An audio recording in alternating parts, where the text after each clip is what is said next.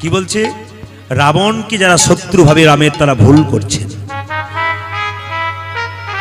রাবণের মতো শত্রু নয়, রাবণের মতো রামকে কেউ ভালোবাসতো না। বাইরেটা নারকেলের মতো, আমি আগেই বললাম নারকেলের ওপরটা শক্ত, ভেতরে শ্বাস জল আছে। তার প্রমাণ এই যে, তার প্রমাণটা দেখুন। সীতার বাবার নাম কি? জোরে বলুন, একটু বলবেন। সীতার বাবার নাম কি? জনক রাজা, নাকি? কিন্তু যতগুলো কথা বলেন আপনারা ভুল বললেন। সীতার বাবা জনক নয়, সীতার বাবা হলো রাবণ। প্রমাণ কই আছে? সীতার বাবা রাবণ। এই দিকে তাকাবেন। কি করে রাবণ? না, রাবণ একবার ট্যাক্স আদায় করতে গিয়েছিল। কর, কর কার কাছে? মুনি ঋষিদের কাছে। মুনি ঋষিরা বলল, কর যদি দিতে হয় তোমাকে দেবো কেন, ভগবানকে দেবো। রাবণ তখন কি করেছিল? জোর করে এই ছুরিতে করে তাদের হাতগুলোকে কেটে একটা পাত্রে রক্ত রেখেছিল। ওই রক্তটা যখন রেখেছিল, তখন মুনিরা চিৎকার করে বলল, রাবণ, এই যে আমাদের শরীরের রক্ত তুমি পাত্রে নিয়ে চললে, যদি কোনদিন রেগে যাও ভুল করে, আর ভুল করে যে রক্ত তুমি পান করো, তোমার মৃত্যু হবে। রাবণ সেই পাত্রটা মন্দোদরীকে এনে বলেছিল, মন্দোদরী, এটা যত্ন করে রেখো, যদি কোনদিন রেগে যাই না, আমি যদি খেয়ে ফেলি তাহলে মরে যাব। যেই খাবে সেই মরবে। রাবণ ভুল কথা বলেছে। কেন? শুধু বলা ছিল তুমি খেলেই মরবে, কিন্তু এসে বলে দিয়েছিল যেই খাবে এই রক্ত সেই মরবে। রাবণ গেল যুদ্ধে, কোনো মতে ফিরল না 1 বছর। তখন মন্দোদরী, ফোন তো ছিল না, মোবাইল ফোন ছিল না, মনে মনে ভাবলো স্বামী মারা গেছে, বেঁচে থেকে কি লাভ আছে। মুনি ঋষিদের পাত্রের রক্তটা পান করেছিল। পান করার ফলে একটা উল্টো ফল হলো, মরল না, পেটে এলো বাচ্চা। সেই বাচ্চাটার নাম হলো সীতা। তাকে জলে কলা পাতায় ভাসিয়ে দিল। ভাসতে ভাসতে লাগলো জনকপুরীতে। আর জনকপুরীতে যখন লাগলো বাবা, তখন জনক রাজা হলাকর্ষণ করে সেই সীতাকে পেয়েছিল। আসল বাবা কিন্তু রাবণ। কেন? মন্দোদরীর গর্ভ থেকে জন্ম নিয়েছিল বলে। রাবণ কত বড় ভক্ত দেখুন। যখন সীতাকে হরণ করেছিল, মন্দোদরী চিৎকার করে বলেছিল, স্বামী, এইবার তোমার অধঃপতন এসেছে। কেন? তুমি রামের স্ত্রী সীতাকে হরণ করেছো। তুমি 10,000 মেয়েকে বিয়ে করেছো, আমি কিছু বলি নাই। তারপর আমাকে বিয়ে করেছো, আমি প্রতিবাদই করি না। কিন্তু আজকে যে কাজটা করলে স্বামী, তুমি অন্যায় করলে, তোমার পতন ঘটবে। কি এমন অন্যায় করলাম? সীতাকে তুমি হরণ করলে। তবে যদি বা হরণ করলে, রাখলে কোথায়? অশোক বনে। রাখতে পারলে না, তোমার রাজপুরীতে। রাবণ তখন চোখের জলে ভেসে বলেছিল, সীতা, এই মন্দোদরী, আমি রাজপুরীতে রাখলাম না কেন জানো? সীতা আমার মা। যখন এই সীতা আমার মা বলেছে, তখন মন্দোদরী চিবুকে হাত দিয়ে বলো, আরেকবার বলো, সীতা আমার মা। আরেকবার বলো তুমি, আরেকবার বলো। পাপির মুখে কি নাম হচ্ছে, উচ্চারণ হচ্ছে, বলো, সীতা আমার মা।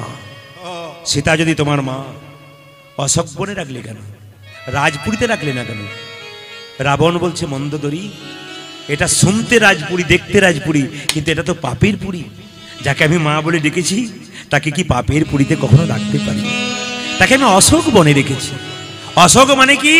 যেখানে কোনো শোক নাই। সীতা, মন্দোদরী চিৎকার করে বলল, যে শোক নাই, তোমার লোকরা বারবার কেন সীতাকে প্রহার করছে? তোমার সীতা কষ্ট পাচ্ছে, এদিকে তুমি মা বলে ডাকছো। রাবণ চিৎকার করে বলে, মন্দোদরী, এ সংসারে নদীতে যদি কোনো নৌকা থাকে বাঁধা, সেই নৌকায় যদি কেউ বারবার আঘাত করে, তবে কেউ ছুটে আসুক আর না আসুক, নৌকার মালিক এখানে ছুটে আসবে। সীতা হলো আমাদের পরপারের নৌকা। যদি সেই সীতাকে বারবার কেউ আঘাত করে, তবে কেউ আসুক আর না আসুক, সীতাপতি রাম ঘরে আমার কাছে আসে, আমাকে কোথাও যেতে হবে না। হ্যাঁ গো, তবে তুমি সীতা মাকে প্রহার করছে, কাঁদছ না কেন? রাবণ চিৎকার করে বলে, মন্দোদরী, এখন থেকে কেঁদে কেঁদে যদি আমি চোখের জল শেষ করে দেব, যেদিন প্রভু রামচন্দ্র আমার সামনে এসে দাঁড়াবে, সেদিন তার চরণে বলো, কি বা দেব, হরিব দেব। যারা যারা কীর্তন শুনতে এসছেন, তাদের কাছে নিবেদন রইল, মাগো, কাঁদবে যদি ভগবানের জন্য কাঁদো, ছেলের জন্য কেঁদো না।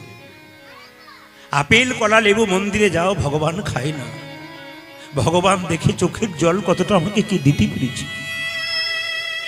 ভক্ত সুদামা কৃষ্ণের কাছে গিয়েছিল শুকনো চিড়ে বেঁধে, যেতে যেতে পায়ের মধ্যে কাটা ফুটেছে, তবু কৃষ্ণ নাম ছাড়ে না। কৃষ্ণ জিজ্ঞেস করছে, সুদামা তুই কেমন আছিস? এত অভাব, তবু একবারও বলে নাই আমি খারাপ আছি।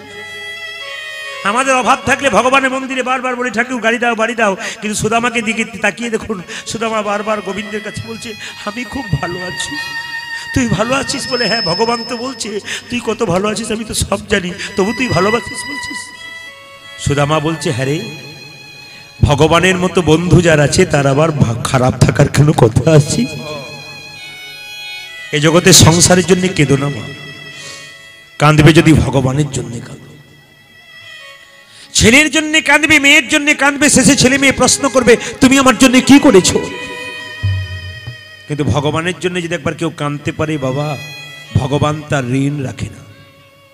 মন্দিরে গিয়ে কোনদিন চাইতে নাই, যে চাই সে অল্প পায়, আর যে চাই না সে এত পায় ভাবতেই পারে।